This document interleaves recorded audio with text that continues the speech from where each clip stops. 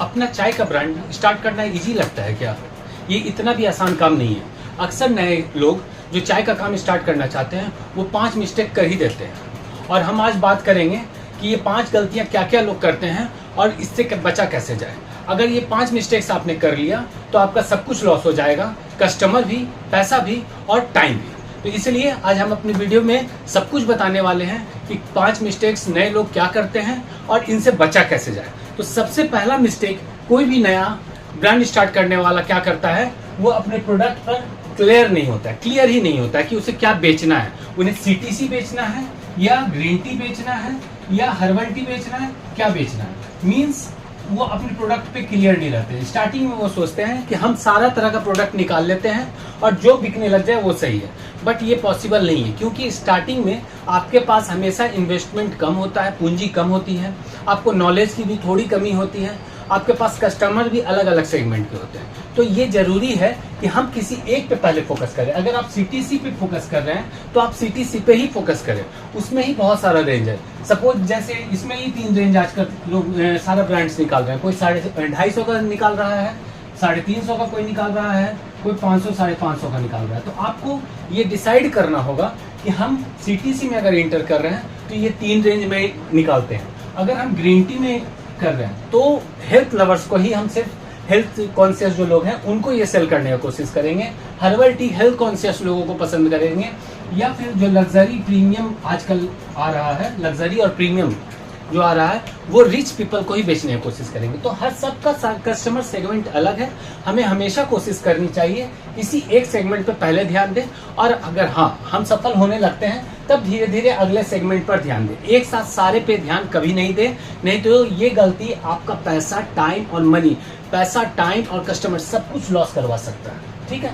दूसरी गलती जो अक्सर नए ब्रांड बनाने वाले लोग करते हैं वो सिर्फ टेस्ट पर ध्यान देते हैं, सिर्फ टेस्ट पर ध्यान देते हैं, पैकेजिंग पे नहीं।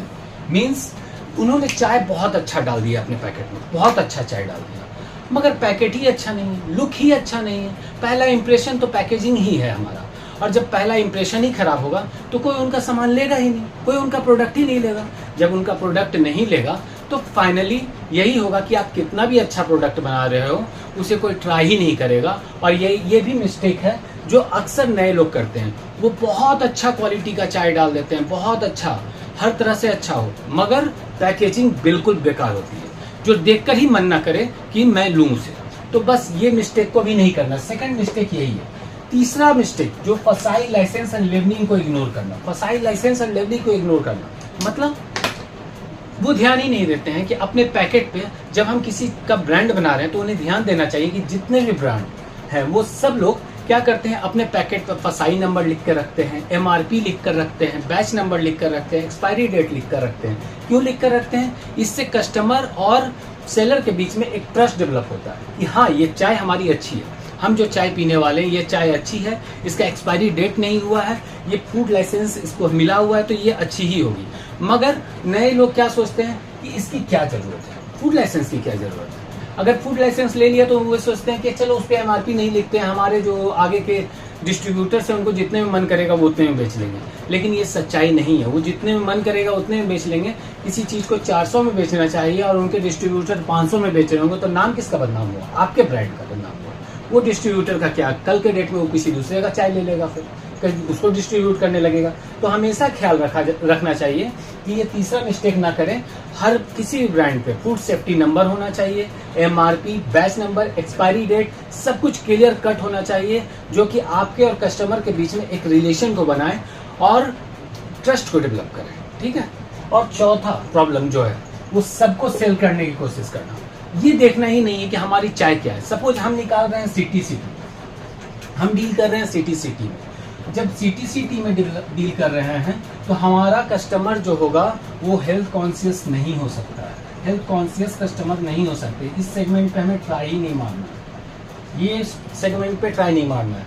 हम ट्राई किस पे मार सकते हैं? टी लवर्स पे, टी लवर्स को कर सकते हैं, टी एडिक्ट्स को कर सकते हैं, जो हर टाइम चाय पीना पसंद करते हैं वो पियेंगे सिटी। आप चाय निकाल रहे हो 250 रुपीज़ केजी वाला, जो कि एक मीडियम रेंज का चाय है, और आप बेचने चले जाते हो वैसे कस्टमर्स को जो हमेशा 500, 550, 600 का चाय लेते हैं। मीन्स उनको वो चाय, आपका चाय अच्छा नहीं लगेगा, क्योंकि उन्हें ज़्यादा अच्छा चाय पीने की आदत बनी हुई है, तो आपकी चाय उन्हें कभी भी उतना प्रभाव नहीं डाल पाएगी और आपका चाय वहाँ पे लगेगा ये फ्लॉप टी है। लेकिन आपने क्या किया, गलती आपकी थी। गलती क्या थी आपकी, आपने कोशिश कर लिया, आप 250 का चाय लेकर चले गए उस कस्टमर को बेचने के लिए जो हमेशा महंगा चाय लेता है, जो हमेशा ज़्यादा अच्छा चाय पीना पसंद करता है। तो हमेशा एक चीज़ को ध्यान रखना होगा कि सबको सेल करने की कोशिश ना करें, सबको सेल करने की कोशिश ना करें।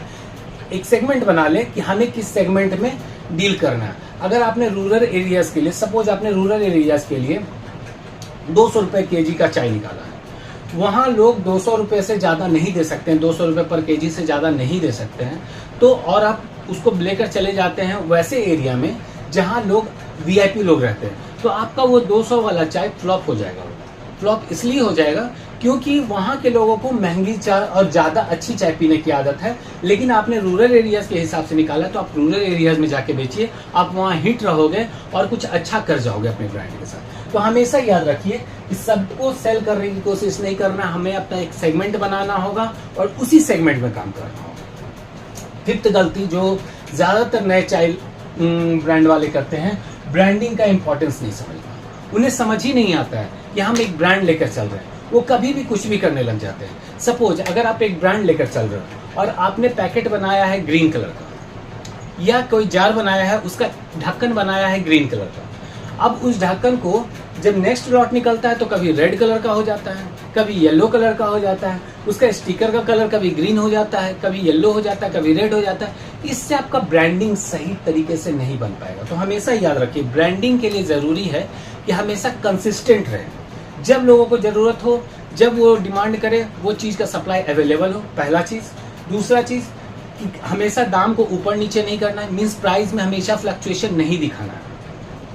तीसरा चीज़ ये भी ध्यान रखना होगा कि हमें अपने लुक को हमेशा चेंज नहीं करते रहना। जब चेंज करेंगे तो बल्क लेवल पे करेंगे, मास लेवल पे करेंगे, जिससे सबको पता चल जाए कि हाँ ये ब्रांड चेंज हो चुका है। अगर आप कभी भी किसी चीज़ का लुक चेंज कर देते हैं तो हमेशा चेंज होता रहेगा। तो एक प्रॉब्लम और आएगी, आपकी डुप्लीकेसी। अगर आप चल रहे हैं मार्केट में, आपका ब्रांड अच्छा बिक रहा है, तो पता लगेगा कोई और भी उसी नाम से चाय निकाल देगा, ठीक है, और किसी भी तरह का चाय निकाल के उसमें घटिया चाय डाल के उसी रेट में बेच रहा होगा और धीरे धीरे आपका नाम बदनाम हो रहा होगा, क्योंकि वो तो उसका ब्रांड तो था नहीं। ब्रांड किसका गया? आपका ब्रांड गया।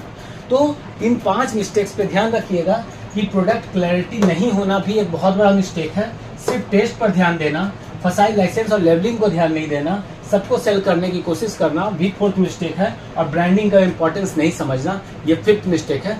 तो आज के लिए बस वीडियो इतना ही। आपको आज का वीडियो कैसा लगा? अगर अच्छा लगा तो ज़रूर कमेंट कीजिएगा, लाइक कीजिएगा और शेयर कीजिए, सब्सक्राइब कीजिए।